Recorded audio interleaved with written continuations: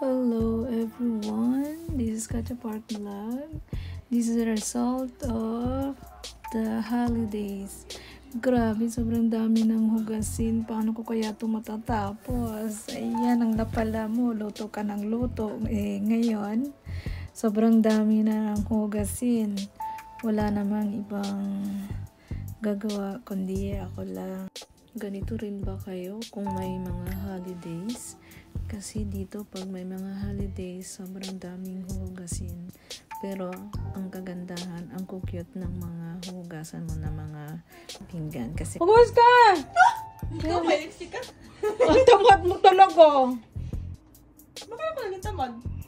Ayaw mo maghugas ng plato. Gawin yan, mama. Look!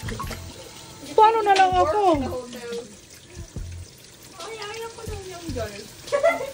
Di ba pa ipahugas? Kain una. Siya una umupo sa mesa. Ano naman? Uy,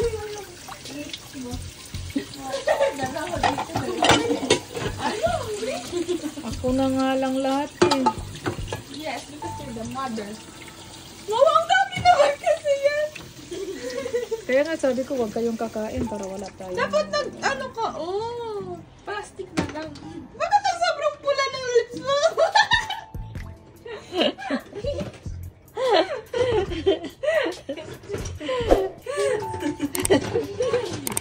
Kunti nga lang yung nilagay ko. Ibig sabihin very red pala yung binigay ni Mia.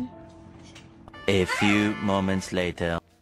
Pero ito na nga, dahil sa aming pag tutulak-tulakan kung sino talaga ang mahugas ng plato, wala pa rin magagawa ang nanay. Siya pa rin ang gumagawa kasi ayaw nila talagang mahugas ng plato dahil sa sobrang dami daw.